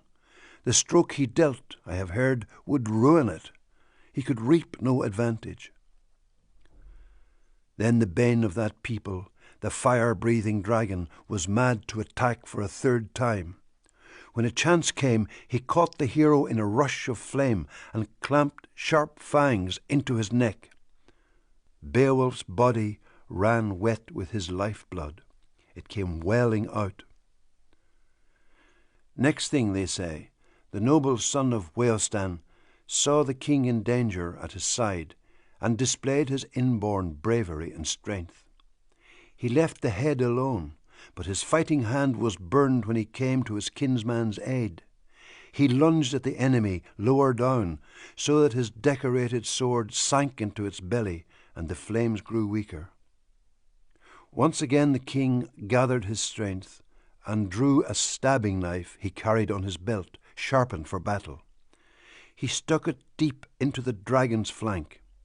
Beowulf dealt it a deadly wound. They had killed the enemy. Their courage quelled his life. That pair of kinsmen, partners in nobility, had destroyed the foe. So every man should act, be at hand when needed. But now, for the king, this would be the last of his many labours and triumphs in the world. Then the wound dealt by the ground burner earlier began to scald and swell. Beowulf discovered deadly poison suppurating inside him, surges of nausea, and so, in his wisdom, the prince realized his state and proceeded towards a seat on the rampart. He steadied his gaze on those gigantic stones, saw how the earthwork was braced with arches built over columns. And now that Thane, unequalled for goodness, with his own hands washed his lord's wounds, swabbed the weary prince with water, bathed him clean, unbuckled his helmet. Beowulf spoke. In spite of his wounds, mortal wounds, he still spoke, for he well knew his days in the world had been lived out to the end. His allotted time was drawing to a close. Death was very near.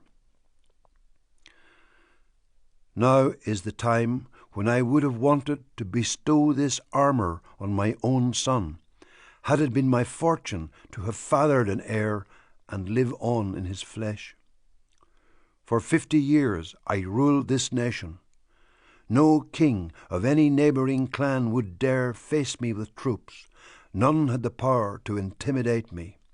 I stood my ground and took what came, cared for things in my keeping, never fomented quarrels, never swore to a lie. All this consoles me. Go now quickly, dearest Wiglaf, under the grey stone where the dragon is laid out, lost to his treasure. Hurry to feast your eyes on the hoard. Away you go. I want to examine the ancient gold, gaze my fill on those garnered jewels. My going will be easier for having seen the treasure, a less troubled letting go of the life and lordship I have long maintained. And so, I have heard, the son of Weohstan quickly obeyed the command of his languishing, war-weary lord. He went in his chain mail under the rock-piled roof of the barrow, exulting in his triumph, and saw beyond the seat a treasure trove of astonishing richness, wall hangings that were a wonder to behold, glittering gold spread across the ground, the old dawn-scorching serpent's den packed with goblets and vessels from the past, tarnished and corroding, rusty helmets all eaten away, armbands everywhere, artfully wrought. How easily treasure buried in the ground, gold hidden however skilfully, can escape from any man. And he saw too a standard, entirely of gold, hanging high over the hoard, a masterpiece of filigree. It glowed with light, so he could make out the ground at his feet and inspect the valuables. Of the dragon there was no remaining sign. The sword had dispatched him. The one who had for long minded the hoard, hovering over gold, unleashing fire, surging forth midnight after midnight, had been mown down. Wiglaf went quickly, keen to get back, excited by the treasure. Anxiety weighed on his brave heart. He was hoping he would find the leader of the Geats alive, for he had left him, helpless, earlier, on the open ground. So he came to the place, carrying the treasure, and found his lord bleeding profusely, his life at an end. Again he began to swab his body. The beginnings of an utterance heaved up from the coffers of the king's heart. The old lord gazed sadly at the gold. To the everlasting Lord of all, to the King of glory, I give thanks that I behold this treasure here in front of me, that I have been allowed to leave my people so well endowed on the day I die. Now that I have bartered my last breath to own this fortune, it is up to you to look after their needs. I can hold out no longer. Order my troop to construct a barrow on a headland on the coast, after my pyre has cooled. It will loom on the horizon at Hrone's Ness, and be a reminder among my people, so that in coming times crews under sail will call it Beowulf's Barrow as they steer ships across the wide and shrouded waters. Then the king, in his great-heartedness, unclasped the collar of gold from his neck and gave it to his young thane, telling him to use it and the war shirt and the gilded helmet. You are the last of us, the only one left of the Wegmundings. Fate swept us away, sent my whole brave, high-born clan to their final doom. Now I must follow. That was the warrior's last word. He had no more to confide. The furious heat of the pyre would assail him. His soul fled from his breast to its destined place among the steadfast ones. It was hard then on the young hero, having to watch the one he held so dear there on the ground, going through his death agony. The dragon from under earth, his nightmarish destroyer, lay destroyed as well, utterly without life. He lay there rigid, brought low beside the treasure lodge. Never again would he glitter and glide and show himself off in the midnight air, exulting in his riches. He fell to earth through the battle strength in Beowulf's arm. The treasure had been won, bought and paid for by Beowulf's death. Both had reached the end of the road through the life they had been lent. Before long, the battle dodgers abandoned the wood, the ones who had let their lord down earlier, the tail-turners, 10 of them together. When he needed them most, they had made off. Now they were ashamed and came behind shields in their battle outfits to where the old man lay. They watched Wiglaf sitting worn out, a comrade shoulder to shoulder with his lord, trying in vain to bring him round with water. Much as he wanted to, there was no way he could preserve his lord's life on earth, or alter in the least the Almighty's will. What God judged right would rule what happened to every man, as it does to this day. Then a stern rebuke was bound to come from the young warrior to the ones who had been cowards. Wiglaf, son of Weohstan, spoke. He upbraided the battle dodgers, saying, Beowulf had little cause to brag about his armed guard. Yet God, who ordains who wins or loses, allowed him to strike with his own blade when bravery was needed. I could do little to protect his life in the heat of the fray, yet I found new strength welling up when I went to help him. Then my sword connected, and the deadly assaults of our foe grew weaker, the fire coursed less strongly from his head. But when the worst happened, too few rallied around the prince. So it is goodbye now to all you know and love on your home ground, the open-handedness, the giving of war swords. Every one of you with freeholds of land, our whole nation will be dispossessed once princes from beyond get tidings of how you turned and fled and disgraced yourselves. A warrior will die sooner than live a life of shame. Then he ordered the outcome of the fight to be reported to those camped on the ridge, that crowd of retainers who had sat all morning, sad at heart, shield-bearers, wondering about the man they loved.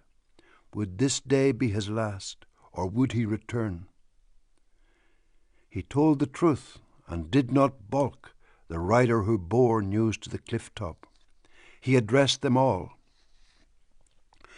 Now the people's pride and love, the Lord of the Geats, is laid on his deathbed, brought down by the dragon's attack. Beside him lies the bane of his life, dead from knife wounds. There was no way Beowulf could manage to get the better of the monster with his sword. Wiglaf sits at Beowulf's side, the son of Weohstan, the living warrior watching by the dead, keeping weary vigil, holding awake for the loved and the loathed. Now war is looming over our nation. Soon it will be known to Franks and Frisians far and wide that the king is gone. Hostility has been great among the Franks since Hygelac sailed forth at the head of a war fleet into Friesland. There the Het Wara harried and attacked and overwhelmed him with great odds. The leader in his war gear was brought low, fell amongst followers. That lord did not favour his company with spoils. The Merovingian king has been an enemy to us ever since. Nor do I expect peace or pact-keeping of any sort from the Swedes. Remember, at Ravenswood, Ungantheow slaughtered Heathkin, Hrethel's son, when the Geat people in their arrogance attacked first the fierce Scilfings. The return blow was quickly struck by Ochtherry's father. Old and terrible, he felled the Sea King. Then he kept hard on the heels of the foe and drove them, leaderless, lucky to get away, in a desperate rout into Ravenswood. So this bad blood between us and the Swedes, this vicious feud, I am convinced, is bound to revive. They will cross our borders and attack in force when they find out that Beowulf is dead. In days gone by, when our warriors fell and we were undefended, he kept our coffers and our kingdom safe. He worked for the people, but as well as that, he behaved like a hero. We must hurry now to take a last look at the king and launch him, lord and lavisher of rings, on the funeral road. His royal pyre will melt no small amount of gold. Heaped there in a hoard, it was bought at heavy cost, and that pile of rings he paid for at the end with his own life will go up with the flame, be furled in fire. Treasure no follower will wear in his memory, nor lovely woman link and attach as a torque around her neck. But often, repeatedly, in the path of exile they shall walk bereft, bowed under woe, now that their leader's laugh is silenced, his spirits quenched. Many a spear, dawn cold to the touch, will be taken down and waved on high. The swept harp won't waken warriors. But the raven, winging darkly over the doomed, will have news, tidings for the eagle of how he hooked and ate, how the wolf and he made short work of the dead. Such was the drift of the dire report that gallant man delivered. He got little wrong in what he told and predicted.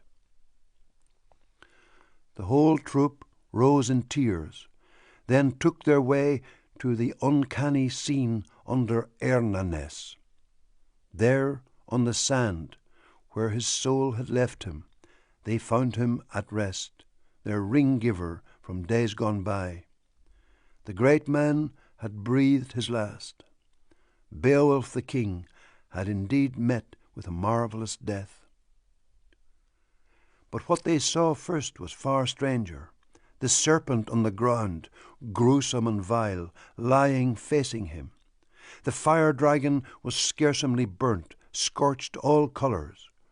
From head to tail, his entire length was 50 feet. He had shimmered forth on the night air once, then winged back down to his den. But death owned him now. He would never enter his earth gallery again. Beside him stood pitchers and piled up dishes, silent flagons, precious swords eaten through with rust, ranged as they had been while they waited their 1,000 winters underground. That huge cache, gold inherited from an ancient race, was under a spell, which meant no one was ever permitted to enter the ring hall unless God himself, mankind's keeper, true king of triumphs, allowed some person pleasing to him and in his eyes worthy to open the hoard. Wiglaf, son of Weohstan, spoke. Often, when one man follows his own will, many are hurt. This happened to us.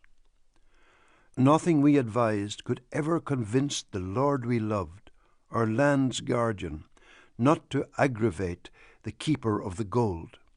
Let him lie where he was long accustomed, lurk there under earth until the end of the world. He held to his high destiny. The hoard is laid bare, but at a grave cost.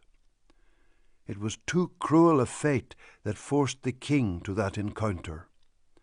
I have been inside and seen everything amassed in the vault. I managed to enter, although no great welcome awaited me under the earth wall.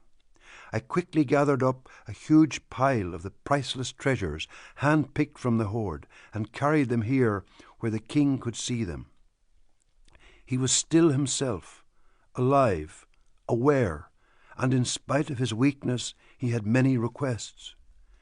He wanted me to greet you and order the building of a barrow that would crown the site of his pyre, serve as his memorial, in a commanding position, since of all men to have lived and thrived and lorded it on earth, his worth and due as a warrior were the greatest. Now let us again go quickly and feast our eyes on that amazing fortune heaped under the wall. I will show the way and bring you close to those coffers packed with rings and bars of gold. Let a bier be made and got ready quickly when we come out, and then let us bring the body of our Lord, the man we loved, to where he will lodge for a long time in the care of the Almighty. Then Weohstan's son, stalwart to the end, had orders given to owners of dwellings, many people of importance in the land, to fetch wood from far and wide for the good man's pyre. Now shall flame consume our leader in battle, the blaze darken round him who stood his ground in the steel hail, when the arrow storm shot from bowstrings pelted the shield wall. The shaft hit home, feather-fledged, it finned the barb in flight. Then the wise son of Weohstan called from among the king's thanes a group of 7, he selected the best and entered with them, the 8th of their number, under the God-cursed roof. One raised a lighted torch and led the way. No lots were cast for who should loot the hoard, for it was obvious to them that every bit of it lay unprotected within the vault, there for the taking. It was no trouble to hurry to work and haul out the priceless store.